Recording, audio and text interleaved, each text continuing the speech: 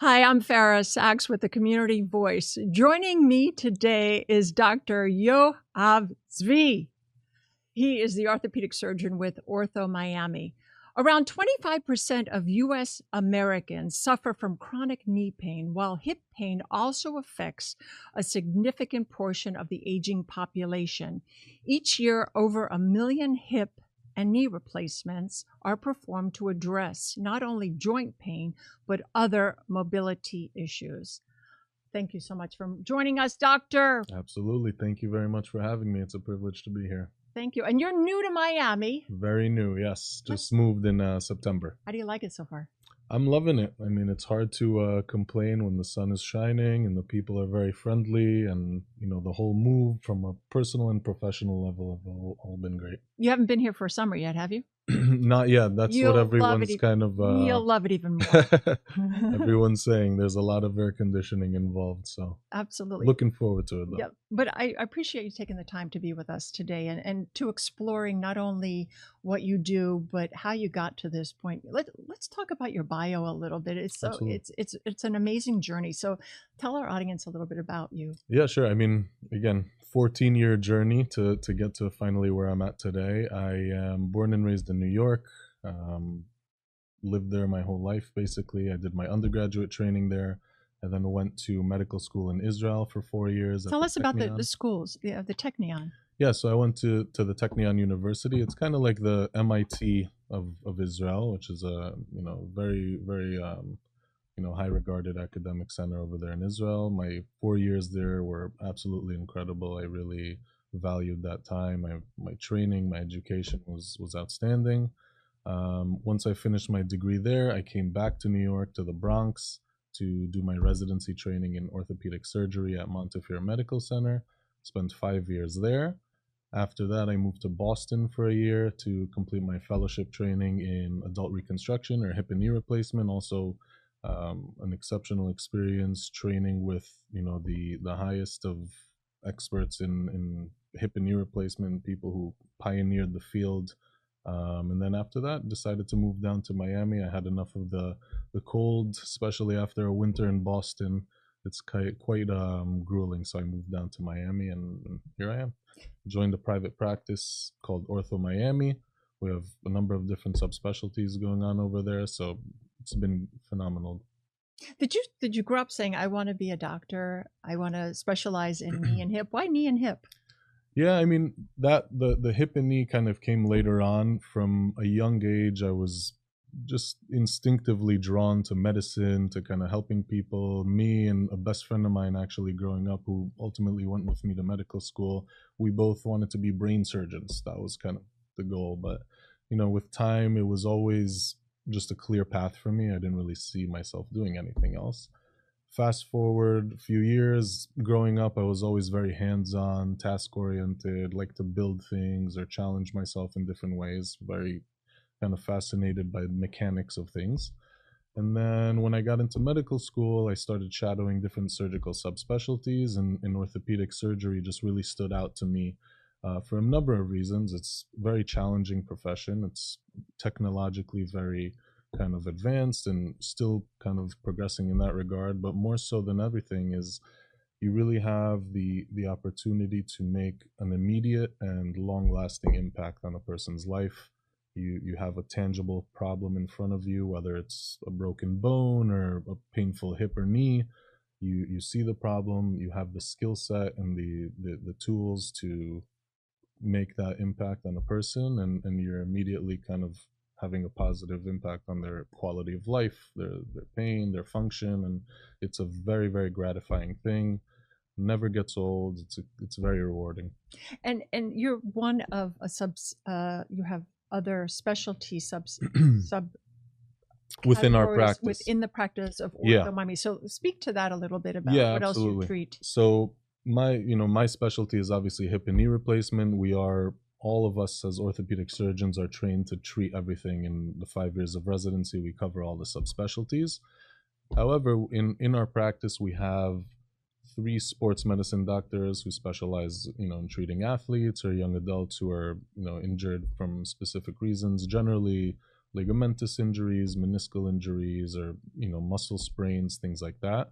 We also have a foot and ankle specialist, and we have a couple other subspecialties coming up on board, pain management and hand as well. So practice is growing, it's heading in the right direction, and overall it's a good environment. You're very, very positive about what where the trajectory of your practice and your life is going, and it's really reassuring for someone coming into the practice as a patient to feel that from you. Yes, absolutely.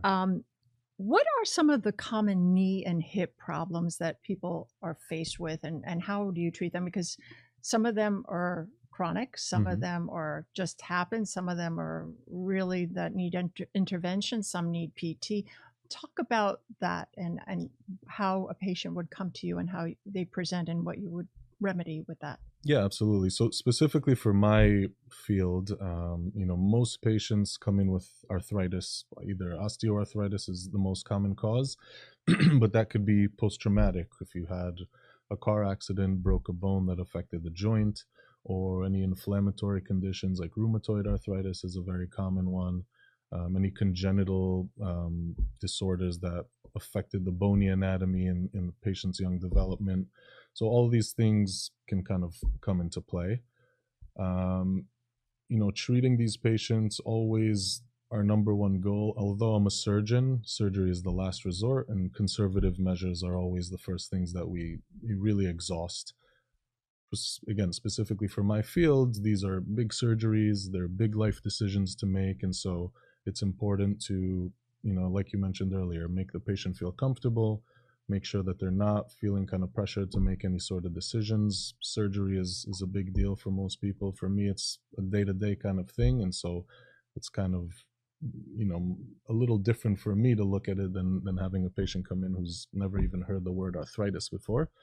And so it's a team effort between myself and my patients. I like to make them feel comfortable and educated, make sure that they know what treatment options we have at their disposal. And we usually start with any sort of physical therapy to keep joints, muscles in good condition with range of motion. Over-the-counter medications oftentimes can help alleviate a lot of the patient's symptoms. And if we need to do like an injection into the joint, which can help alleviate a lot of the symptoms as well. But those are temporary. Temporary, yeah. So, we do live in a modern day medicine age, but no one has found out how to regenerate cartilage, successfully or with longevity. So is that the stem cell thing that's out there? Yeah, those are very early stages. There's, the holy grail would be to really restore the articular cartilage in the surface and avoid the progression of the arthritis in general. But it's, once you kind of have that disease pathway begin, it's kind of hard to halt it. You can do things to prevent it from progressing in some ways, but ultimately at a certain point, once conservative treatments have failed, we're going to start talking about surgery, either a hip or a knee replacement. And again, I'm speaking specifically to my field, but there are other, sports injuries that can be treated non-operatively, and we have a physical therapy office in our office which we collaborate with, and it's very helpful for us to keep a close eye on our patients and make sure that they're kind of adhering to their rehab protocols and all that stuff. So it's great. It's very rewarding, and you do the best to kind of avoid surgery at all costs, even though it's what we love to do and enjoy doing so. As he smiles. Yeah. Do you see more hip or more knee problems? I'd say I see a good amount of both, mostly knee problems, I would say. Just specifically to my practice, a lot of patients have hip pathologies, whether it's a ligament sprain or a tear, meniscal issues that can, arise with just like mechanical clicking or popping or painful and nagging kind of swelling in the knee, any feelings of instability or pain. And then hip replacement, pain in general also it's pretty common, but generally I think a little bit more knee than hip. Are they related? If you have a knee problem, maybe it's your hip isn't out of alignment, or vice versa, or your back is involved. I mean, you have to find out you have to look at the whole person to see where this is being triggered from, right? Because sometimes you can have showing in your knee, and it's really your back because it's Yeah. from your spine. Yeah, that's an excellent point. And from the hip to the back to the knee, all of these things are, connected, and that's the importance of taking a good history, characterizing someone's pain, seeing if there's any other kind of symptoms that maybe they didn't really notice or attribute any much importance to, like any numbness or weakness, or is it on one side or both sides? Does it happen in certain times of day or with specific motions or activities? And then you do imaging, X-ray, or if you need to get a CT or an MRI to kind of further investigate what's going on. Because like you mentioned, it's not always a bony issue. It could be a nerve issue, or it could be even a vascular issue, something to do with the circulation in the legs. All of these things play into effect, and so you have to keep the big picture in mind, but also narrow it down. So you come up with a differential diagnosis, and you go from there, and you see where it ends up. I know that there's no time of age when these things happen, but it's more prevalent with older folks? Yeah. As things start wearing, tearing, breaking down a little bit, when we're a little bit more fragile? Yeah, so specifically with arthritis, generally what causes speaking, arthritis? well, again, osteoarthritis is a kind of pathology that can happen. It's typically a wear and tear pattern, and so it's a combination of normal process of aging, and obviously people who are more active are more prone to kind of overuse, whether it's from injury or just in general wearing down the cartilage on the ends of the bone. Or it could be the opposite end of the spectrum, where you're not moving enough, you're not taking care of your body, you're a little bit overweight and putting too much pressure on the joints. And so, I mean, on a molecular level, these, pathways kind of lead to inflammation and pain. The articular surface of the bones eventually wear out, and the bone quality becomes poor. And once you have that bone-on-bone contact, it leads to pain and dysfunction, affecting the quality of life of patients. But patients do not need to live in pain. There are options. There's minimally invasive. There's a little bit, the end product being if you need to have surgery. But we start conservatively, and then so how has medicine changed from your grandmother, doctors, the way they perform surgeries or treatment, to today? Yeah. So it's also a great question. I am very fortunate to have been trained in this kind of modern day medicine, where we have so much technology and advancements in my field specifically. But looking back at the past 2 or 3 decades, specifically with surgery, things that were surgeries that were taking, large incisions with extended hospital stays and, really lengthy and difficult rehab protocols have really tremendously improved. We're doing things like you mentioned, minimally invasive techniques, where we're specifically with hip replacement, we're splitting between the muscle layers. We're not cutting through them as was once done traditionally. We're trying to minimize the trauma to the surrounding soft tissues. We have different anesthesia protocols that are improving kind of the pain management around it. We use multimodal pain medicines that help the patient before, during, and after surgery to control their pain. There's expedited rehab protocols. And so all these things taken together, in addition to all the technological advancements with implant design and manufacturing and improving their longevity, all these things taken together have really, really improved the outcomes of our patients, minimizing the complications that could be associated. And it's really outstanding and very impressive even to myself. And we have a couple of pictures that I want to share with the robotics. And wow, a robot helping you along. That's the gentleman of 99. We'll get back to him in a minute. We'll get back to him. That's a special man. There we go. Yeah, so this is the hospital that I work at, HCA Kendall. Recently we brought a Mako robot, which is a specific robotic system. There are multiple systems out there, but the technology behind these it's really remarkable. Whoever designed these things is well above my understanding of these things. Probably someone from the Technion. Yeah, could be. Honestly, I think some of them might have definitely been involved for sure.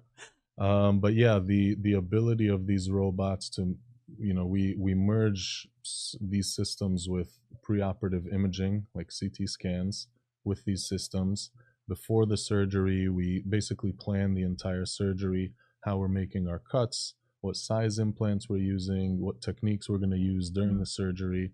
During the surgery, obviously the robotic arm comes in. I'm fully controlling it, but it's allowing me in space, understanding where the leg is, and just making cuts without the traditional jigs that we typically use. And seeing it in person, seeing it, using it is really remarkable. And the goal of these is to minimize kind of outliers. That's not to say we can't, we still very commonly do these knee or hip replacements manually with our hands, but the robot, especially in this technological age, not only gives us ability to perform these surgeries, but we were mentioning earlier, tailoring our treatments to patients. These robots have immense power to collect data, and eventually with the rise of AI and using all these kind of algorithms to interpret this data, matching patient specific bone cuts, implant sizes, all these things will really take our field to the next level. And so I think that it's an exciting time for me to be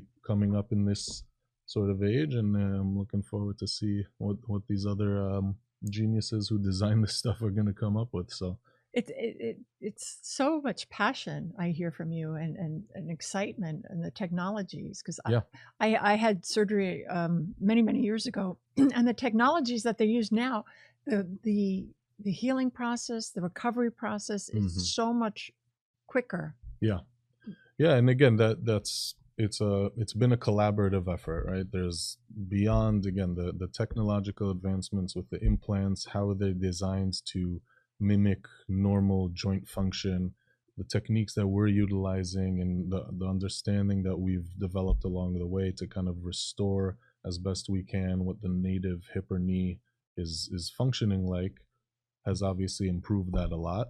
But it's a lot more. It's not just the surgery, it's not just the pain protocols and the rehab and the anesthesia. It's also patient education, helping them understand what to expect out of the surgery, what the whole process is going to be like. It is really very much a team effort between myself and the patients. My job to do the surgery, if we ultimately end up doing one, is to do it the best possible, to set the patient up for success and have the best outcomes.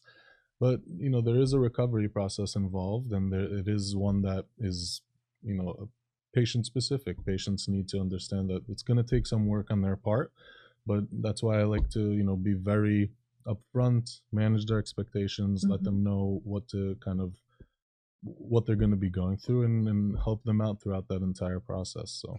And how do you personalize this plan? Because it's not a one size fits all. That personal plan, whether it be fitting for a knee, there's all kinds of knees that you can have. Yeah. Or if you're a hip, do you use like artificial hip? How does that work? Do you use so bone? Typically for a hip replacement, the components are made of cobalt, chrome, titanium, ceramic, and polyethylene. And in the knee replacement, similar minus the ceramic. But it's really tailoring the surgery itself to what the patient is hoping to get back, right? So a lot of patients come in and no patient is different, no lifestyle is different. These, again, because of our advancements, we're doing these surgeries on younger active patients, as young as 40 even. And so, a 40-year-old might be looking to get back into running or golfing or swimming, more high demand kind of sports. And someone who's 75, 80 might just want to be able to walk and get to the grocery store without pain, play with their grandchildren or whatever it is. And so that whole aspect of tailoring their surgery, making sure we're doing surgery first and foremost in the right way, but also, again, around surgery. How are we setting up their home? Do they have help? Do they have the medical equipment that they need? How are we facilitating that recovery process outside of the operating room as well? So it's a collaborative effort on many parts. Which is easier to do, recovery time, hip or knee? Also, great question. Rehab for hip replacement is much quicker and easier than knee replacement. It is really fascinating how quickly people after a hip replacement get back on their feet. That being said, again, with all these advancements, these surgeries are done largely across the nation on a same-day basis. And so you're doing the surgery, within hours, the therapists are coming and walking you around. We're doing the surgery to get you up on your feet, and so we don't waste any time. We get you right back up and moving and getting going. And so with hip replacement, it's a little easier. You're really just walking and the range of motion kind of comes back. It's a smaller joint and it's a little bit deeper, so the swelling from the surgery itself is a little bit more manageable for them. With knee replacement, it is a little bit more challenging, a little bit more kind of painful and difficult to get the range of motion back. But again, I encourage my patients to use icing machines and the different pain protocols that we have in place, and the physical therapists are very hands-on to kind of get them to fight through some of that pain, because, you know, again, these are big surgeries, changing the anatomy of the hip or knee significantly and putting metal and plastic in there. So there's a lot of kind of work and healing that goes into that from the patient's perspective. And that's why I was mentioning earlier that it is really a team effort. So the patient needs to be motivated and empowered to be able to recover in the best way. And in this compassion and caring about your patient, what was one of those highlight moments that you go, that really made a difference? Because you're making a difference in other people's lives. Yeah. But at the same time, they're making an impression and an imprint in you. So yeah, tell me about I mean, we can speak about the young man that we saw earlier over here. That was, for me, in practice so far, one of the really remarkable things. So this man was 99 years old when I first met him, and he had a hip replacement done. He had fallen and had what's called a periprosthetic femur fracture. So his femur broke, and we had to take out all the hardware that he had in there, fix his bones, and then put new hardware in there. And he turned 100, and he came into the office. He was a war veteran, got shot out of the sky as a pilot, and it was really such a rewarding, gratifying thing. He was such an example of resilience and strength. Even at his young age, he was, you know, so positive and really a privilege for me to take care of. It was awesome for me. So that was definitely something great. Growing up, who was your biggest influence? I'd say my parents, probably. They always pushed me and believed in me and motivated me to keep going. I definitely might not have been so easy at times, but here I am. So I look up to them. I have a great relationship with them, and they get to my say, biggest fans. So my son is a doctor. Exactly. They get to say that, right? With a little bit more of an Israeli accent. So say it for me. My son is a doctor. My son is a doctor. But yeah, I mean, you know, obviously along the way through your training, you have so many mentors, countless that you can mention, and the people who you trained with and during residency and fellowship, and so many friends. It's a long journey. It's one that you really need to want to do to get through to the other side. And you're not looking for the next step. You're enjoying the process. And there are so many people I can mention right now that helped me along the way. But the go-tos are always the parents. Absolutely. And how many years of training was this for you? So Schooling. In total, yeah, in between school and residency and fellowship, it was 14 years. Yeah, 4 years, 4 years, 5 years. So you put your time in. Yeah. And how does this earned our stripes for sure? Absolutely. And every day you're earning your stripes by connecting with people and helping them and making them feel good, and the quality of life. And talk about the culture of the practice and how that facilitates that. Absolutely. So we, as I mentioned, we have 7 surgeons now who are there. And so it's a relatively small practice. It's more boutique style. And we really stress the importance of making our patients feel like they're part of the family. Like everyone's looking out for them from the second they walk through the door to our encounter with them to their rehab process and physical therapy. It's really important to make them feel welcome, feel comfortable. You know, again, we're having difficult conversations in some areas. These aren't necessarily life-threatening conditions, but they are big life decisions that trust is a very important part of, and making sure they understand what's going on, making sure they feel comfortable and not pressured into doing something. And so I think, you know, part of our advantage is that we're not this large corporation hospital environment where thousands of people are coming in and out and can get kind of you almost, it's like a patient chart as opposed to a person sitting in front of you. And so for me, that's really the most important and rewarding part of it, is fostering these relationships with them, having this long-term follow-up with them, seeing really the impact you've had. And for our practice specifically, I think everyone is on the same page, whether it's the doctors, the medical assistants, the front desk, our PAs. Everyone's kind of a very homey, warm environment to make our patients feel welcome. Yeah. And you have 2 locations, one in Kendall and you have one in In Doral. Doral, yeah. Yeah, and with plans to We're going to get the information rolling so that people, if they want to get in touch absolutely, with, please do. It's orthomiami.com or call 305-596-2828. Yep, and we accept most insurances. We're accepting new patients all the time, and so it's it would be a pleasure and a privilege to take care of this community. It's been fantastic so far, and I'm really happy here. Any last parting words before we end our time together? No, I just wanted to say thank you, and everyone, tips to kind of keeping good joint health, I guess. Keep moving, low impact exercises, good health, keep your weight down. And if you have any pain that's been lingering or kind of bothering you at night, don't hesitate to come by and get evaluated. It doesn't necessarily mean an intervention is on the horizon, but it's always good to make sure that things can be prevented if they need to be. So thank you so much. Thank you.